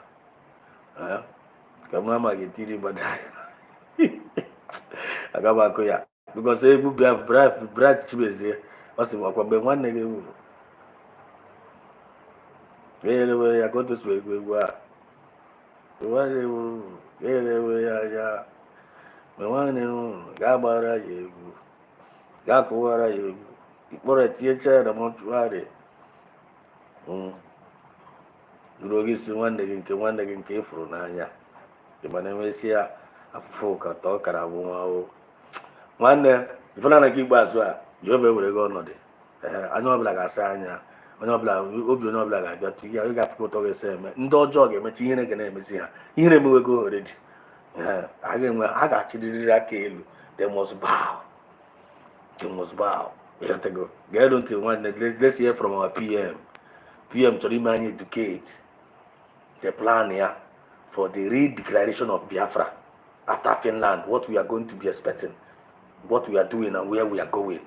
Get one from the PM and up your number 2024 around August after 2 months. I got money. Then I had the mandate. Get on to here. Good afternoon, fellow Biafrans all over the world. Today is 20th day of August 2024, and I am here speaking to you from my base in Finland. I want to inform every one of you because it has become very imperative as we approach December convention in Finland. You must know certain things. The declaration of the restoration of independence of Biafra that is to take place on the 2nd of December is targeted at achieving 2 objectives. 1 is the delegitimization of Nigeria. 2 is the legitimization of Biafra. After the declaration, we are going to have a very long battle with Nigeria. But this battle, the good news is that we define how this battle will be fought. We will fight them diplomatically, we will fight them politically, we will fight them internationally, and of course, we will fight them locally. So, the 2nd of December is not after that. Some of you will come and say, oh, there is still military barracks, you are going to have them.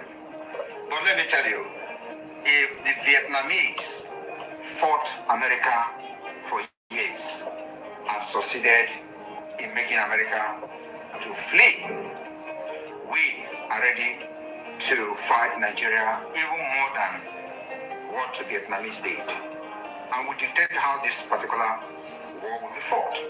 We are never going into conventional warfare with Nigeria. But the delegitimization will take a different tone. Exactly. And what I'm trying to tell you people today is that you must be prepared for a very long years of battle for the legitimacy of Biafra government. It is not something that happened in one day. It is not something that happened immediately after our declaration on 2nd of December. Yes, sir. On 2nd of December, we mark the beginning of a very long battle, which we are going to show our determination with our actions and inactions. So my fellow Biafrans, all I'm here to tell you this afternoon is for you to understand that after the declaration on December 2nd, 2024, the battle began. And we are not going to stop. If it is going to take us 20 years to fight Nigeria differently than what we did in 67 and 70, we are ready for it. If it takes also 23 years for Taliban to defeat America and they left their land, we're ready to fight even 40 years. Since 1967 to 2024, Nigeria continued to fight us. The only thing is that we have not fought Nigeria until now. And in this fight, we are still defending ourselves. So 2nd of December will mark the beginning of the Biafra liberation. Do not expect something or any magic to happen. We will make the magic to happen. Confirm. Thank you, and may God bless you. Confirm. Charlie. But to be salute you. Through song. I couldn't all the very, very clear. This is the mandate. This is the template. And the what you know could hear, that is exactly what Totongo Zarabesa is following. You have never defeated. Watch ya. You have to find Reba now. That is the roadmap of Biafra, where we are going. And then Lily Livad. Nama on the Amaha Bitra, Amaha Naga. We believe face. This Biafran struggle and I call Kandebu Arishi. And one vision, and one dream. And yeah, if only if one correct, if you have a vision, you have a dream, you have a vision. Being laid down. And they fully one by one. We turn the Fulanis will move by their own vision and their dream. Being laid down, how they fully one by one. I Biafra with the antidote, also one the antidote of the Fulani. Kuno their way. Ever have we been at Taranto to wish in Haga talk and my blind got to come through. I want I go there. I ain't go there. Where we have a better time, but I happen to maintain now. When you learn a walk on at you, okay. So this is the time for no black idea. That's weapon happen sentiment. Or one that no as no working Caracas, no one the IPOB Nigeria. Here if one man deceive one. So I want to continue that to do town. All no Chelsea I make it. Allow them. Happen can them when I want Gagali and then when I will be. But I get the user as a reference. I get me allow. Can better penetrate among us. I want the watchful. I know that this was in my cousin because that's only in the Robaro Krikri, Nechen Duyanche, no Gawan and Benina. Ebony Bicona watch it. Do you get the point now? Do you get the point? Actually, I just love to have fun and I go watch Akita now. In 2 or 1 day, very now, Heroes Day now is loading. One of these 2 days now, I will be done. Not today's date, we're going 28 or 29 or tomorrow. The time difference each one when they side in can we can have 27 to now, when they carry now we're 28. The Otago. When they are not behind, when they are not front. Hero Days is now loading 30th, 29th, and 30th of this May. One name.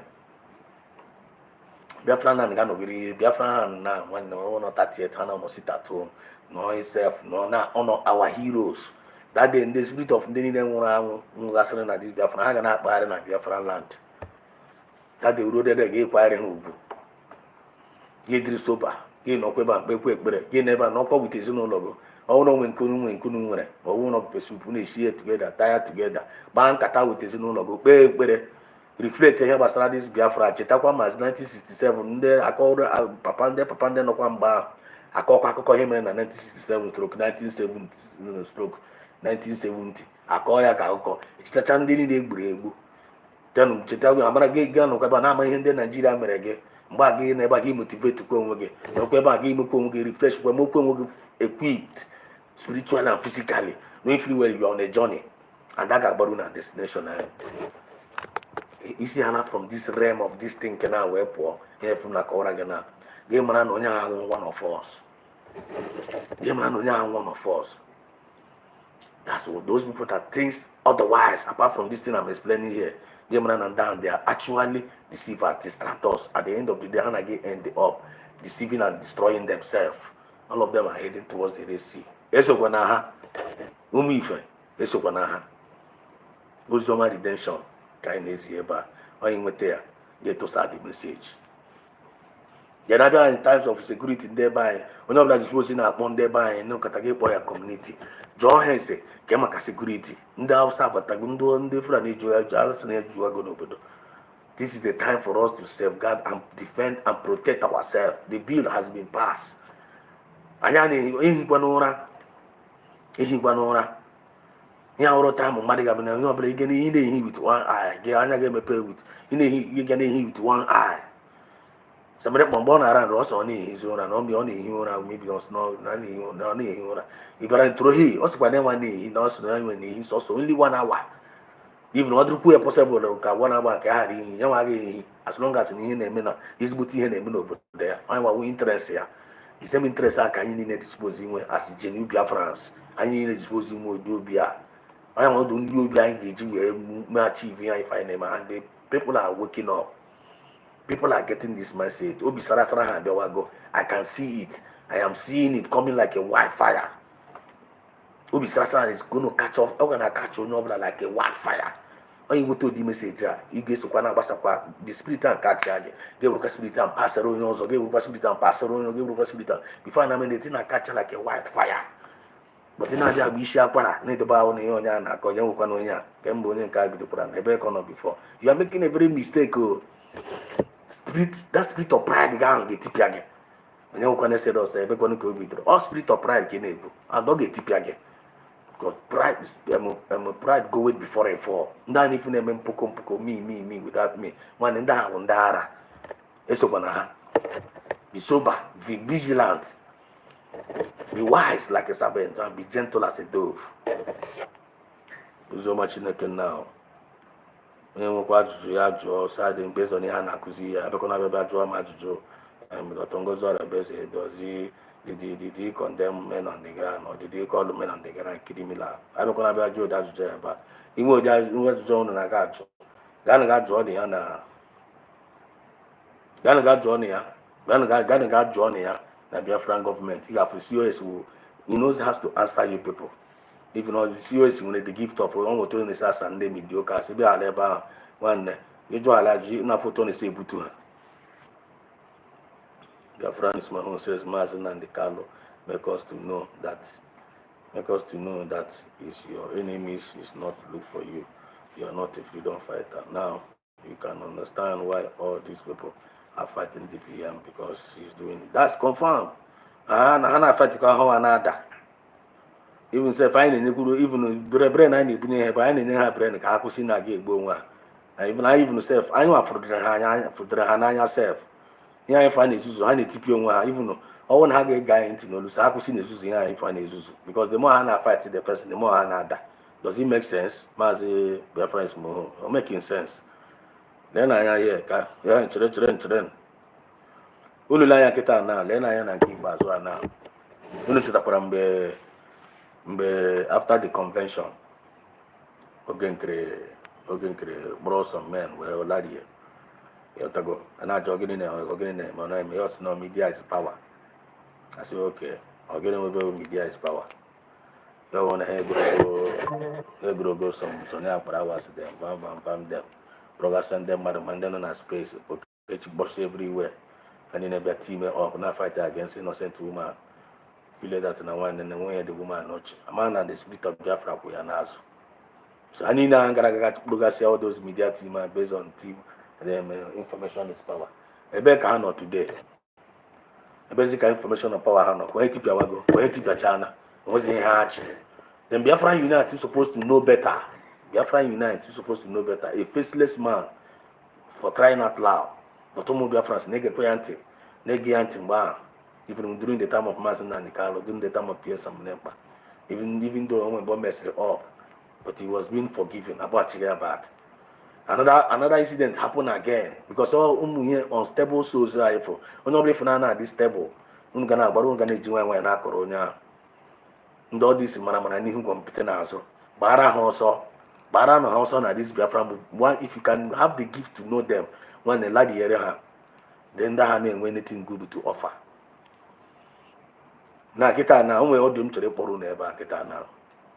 Nwa odum chọrọ ịkpọrọ na. And this obviously from Biafra Unite. If the kind of letter they gara ndị brigi as somebody to give a platform ya. Or onye for that na master ya nwere problem o. Onye say that master ya will PM sa nwere problem. Eji. The only thing o ji wee kwuo ụmụ Biafra ụgwọ kwuo master ya ụgwọ by ire platform ya. Is not ire platform ya. Onye ọbụla ga-abịa gụrụ brigi bịa gụrụ platform ya. Biafra gọọmenti abịa gụrụ ya na yanwa na ya mata ya ọtazi ihe a na-emezi eme. But of somebody in Apota na ekele mo no way freedom fight on all the deep rooted. A basic obianos, a basic at the heart of freedom fighting na.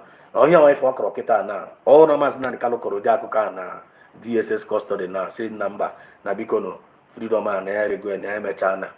Omena ga amana ge some of us aga na cause if na this thing am ke our land that dig over all.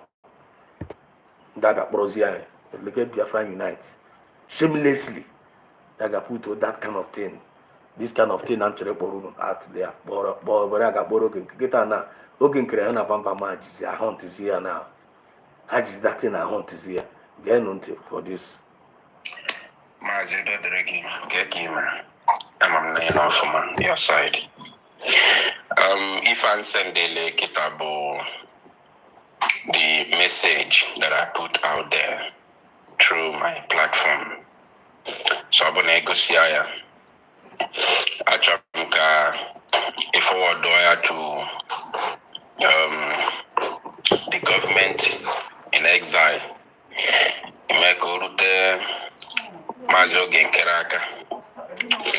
So I have no regret on anything. The only regret that I have is that our people have been misled, and our people are not really ready for freedom. Why we are all, especially the likes of Mazinam Dekano and Simon Eba, are suffering for our people, including our men, Noni Mafia, Mandela Nwang. So, but generally, I'm talking about our people, not even the freedom fighters, because all of us, we have suffered a lot for our people. But the way things is aga, I feel that our people are not truly ready for freedom. So those who will continue will have to do more. Good.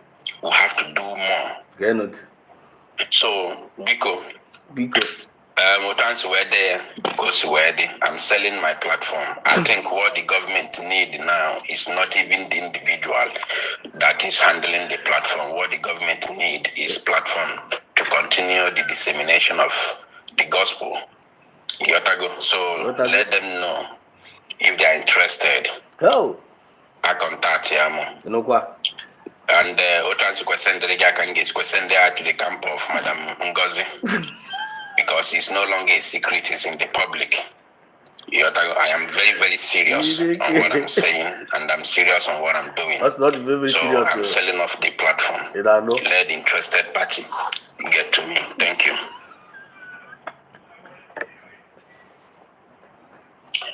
Mazudo Dreki,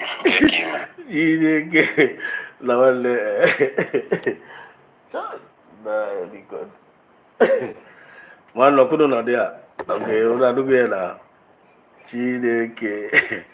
Now when this guy touched this message here from Naporuno Katana, touched the number. Okay, when I had the receipt, I got to go. My van, those are the audio. Okay, but at that time, I direct on a Pasuo. Was it my Biafra Unite? Wonyara. Why Japan the number? The platform. I beg you, Baga. Now what we both just go. Now bring out your ass here. No boutique here. No one. Now my Yama will get my Yama more than he knows himself. Now one will get my Yama Biafra Unite more than he knows himself. Now when the web Jazag had a boutique here. No get so a name here if I name on a platform. I receive a lender. Yakono Diaka. Or 124 hours again. Biafra Unite was from nowhere, but But I be appear one number na akoko nye Buharishi. He did not condemn Ogenkere in that kind of threat Ogenkere nyere ya. Onwe ihe anything of local. But he came out and started twisting things. You know, the only person woman accused was one in China, France. Now Obuloji we make propaganda, and the woman must apologize. Then can why am the apologize. Woman only apologize na koyo kono. Much apologize. It has now. Why now? Why in China? Yana Biafra United kita na ozi padi. Then when Biafra United kita na isn't happy with Ogenkere. Yana even van ha na-eme yana ndị otu ha because onye nwere feel that na ndị a na-akọ iri na we jiro action and the based on mkpa ha ihe ha gwara ya wụrụ ihe anya wafụrụ and remember ha nyere this guy chata ha gara ga bunye chata we use chata to deceive Biafra somebody nwere a very big platform get nutio as somebody nwere a very big platform worldwide platform as na Biafra in almighty Biafra Unite ha buru chata bunye ya were ya gazi na that almighty Biafra Unite opia hala ya dey akọ na Madagascar child since Biafra Unite can say it let us follow Biafra Unite ama that na Biafrans na use their senses Biafrans na use their genuine Biafrans na use their common sense and they may apply 247 ihe obere free na ka osokwa gị ha ebe obi sokwa gị ha ngi onwe gị man they will only be watching you ihe na watch go ya fruit mkpụrụ na amịta na okwu si gị n'ọnụ wee na-apụta ị na-ekwu ya with mkparamagwa gị ha fụ ala na iti genuine nwanne they will believe you but afọ ala that na nwanne na nwanne iwu spirit of high on you na draw stable na ikwu eziokwu draw reliable yotago nwanne were one eye na-enyu gị enyo iwọcha samana ọkịma samana na like we every time we were afọ aka ti na anya na-enyo ịma ihe that na mean is always monitoring always being careful ka amara the kind of spirit onye ọbụla possessor ama ihe Biafra join onye bi samana kpajiwe na-achị ọ na-ele anya onye ọbụla anya n'ime mmụọ na amara spirit onye ọbụla possessor ifu ọ bịa fụ na spirit of fire on you na ya ọgba gị bụ ozugbo ụmụtọ gị sasa line gị then Biafra Unite after ababa bunye chazie that chata ahụ yotago based on egorogo conscience ya ga buru the chata ka obi bịa bịa pịa anyị chata ya pịacha the chata ahụ ụmụ Biafra wee sị ya na nwa isi o mebiri gị this chata ebere na agụrụ anyị nkịta na chata wụ the problem anyị nwere onye nwa onye kọsụrụ the problem so ịmarazi ihe Ogenkere emere so igonwawo Biafra Unite mara ihe Ogenkere emere na Finland ịma ihe Ogenkere broadcast Ogenkere emere ihe ọ na-akọsụ ịbịa ebe na-abịa agụrụ anyị chata a na-agwa gị na Ogenkere buru ụmụ ego ụmụ Biafra wee lari mebe akaụntụ omeghe akaụntụ to Biafrans omeghe akaụntụ to the cabinet omekwe akaụntụ to ọbata obi when even ọbata obi was around and the center ya buru ego nke ụmụ Biafra mere gara aga na-aga bribe men on the ground na-aga bribe ndị media to blackmail the original government then give fucha all those things give hapụcha the offense niile Ogenkere committee give na-abịa agụrụ anyị chata that we should follow the charter asịa na nwanne emere m ya program that time I'm saying Biafra Unite nwanne for you to say do this kind of thing afụgo m na idiro genuine eji m ya wee confirm on idiro genuine for that reason Biafra Unite must show us your face bịa gosi ụmụ Biafra onye anyị chọzi mazi onye ewu you should hide no more na ihe a mere gị ji wee na hide all these years ị chọrọ ka amara onye ewu because ndị be anyị atọwa ụtọ si wepụ ahịhịa now you have exposed yourself you're not going to rise again if you don't confess I'm gonna follow the result here now. He ended up wanting to sell the platform because after that chata after that the almighty channel was not able to convince Biafrans to follow Ogenkere. I back a problem as we be done. You have to go. You feel is ashamed of himself. Or young man the almighty channel where's the officer in the almighty channel that spirit of Biafra left him. Where's the message? Or this is irrelevant. Ya chose ko resisi ha ebe ha wana acha ya ọkụ kwuo ọ mazị nke o kwuru ekwu safety ya na nsogbu ya sị isi ọfụnụ ebe na-abịa acha ya ọkụ a kwuo unu bịazie bịa gorozie de channel ahụ ka eresizi unu ya kunu werezie de ekwuzi n'ike abụ na n'ike abụgo ya. Do you get the point now Biafran now have seen that now the guy will a chaff, that the guy draw reliable, or one stable servant, faceless man, faceless somebody. na choko now. On your faceless somebody na choko now be no more Biafra order. And we only want to put teacher my protest. One name more Biafra United. You know protest na Finland. No no like I got Finland got protest. I service. At the end of the day, Biafra no more pay attention to what comes from his platform. And then like I see na platform yaketa now with the senseless ones. And then no direction. And then will be kukuru hence be kukugawa. If I draw like that. So kita now. Biafra Unite now. Ogen kere na posi Biafra Unite. Now we fake as freedom fighter. No nya what to anything. Then Biafra Unite is firing back. No gen kere any action. Now he cannot even guide himself. Or first guide the community. Or first guide his own Biafra. Now Hana fight his own one. Because that's a true one also. Can you now see how they never gathered together? Never fighting innocent Dr. Musa Rabesi, never fighting against USB government. Can you now see fighting each other now? Can you now see they gathered, they conspired to bring the government down? Now they are now fighting each other because someone in the spiritual realm, each trouble each other one they planned against their own sister. Now they are eating themselves. I want to analyze, and more is still yet coming. Whenever I cross all your fingers, always remain in the path of truth. Always remain in the path of that well-being. Ekwukanaki soil on your hand. Ekwukanaki soil on your mind. Ekwukanaki on your black TV confusion nishi. Always know the time and the season that we are in. Manande undoma na this Biafra movement ya. Manande undojo. Ematalande undojo. One koro ha. You don't have anything to do with them. Make a good character. We must be of good character. We must be speaking truth at all times, even when one actually will end. It must be of good character. We must be fearless, even in front of him.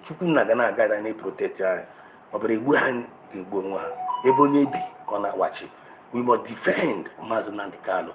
We must defend PM Samunepa.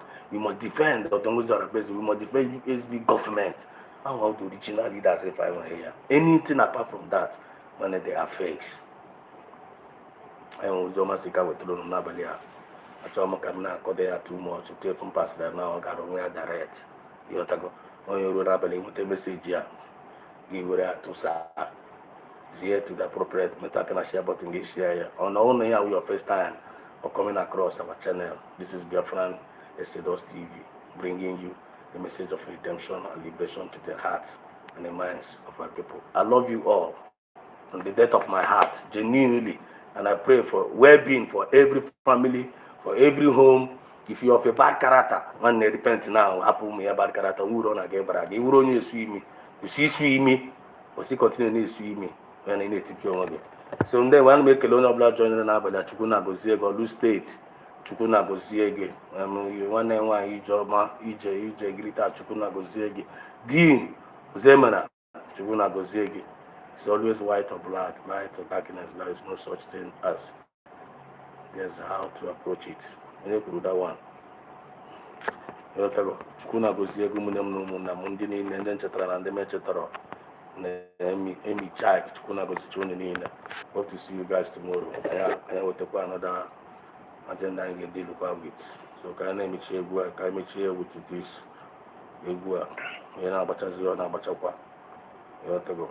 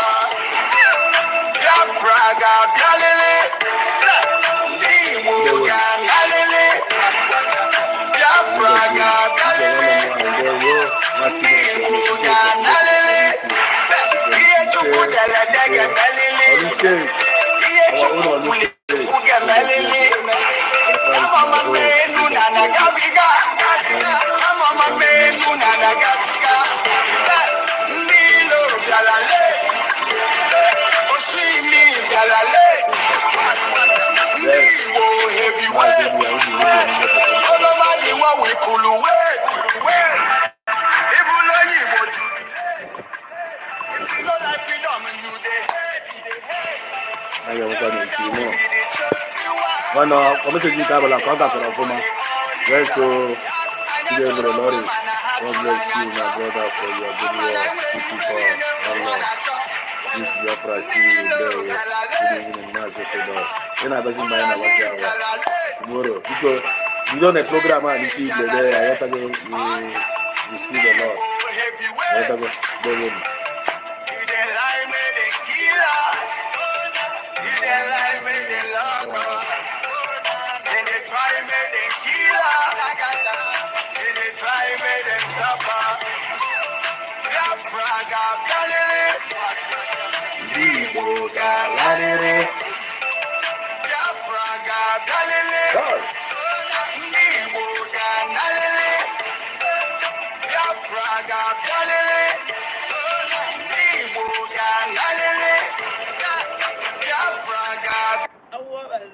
Yes, so be calling Kasuba.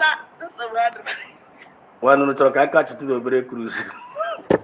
One let tomorrow. I forget about that spirit. They would love you all. God bless you all. They will.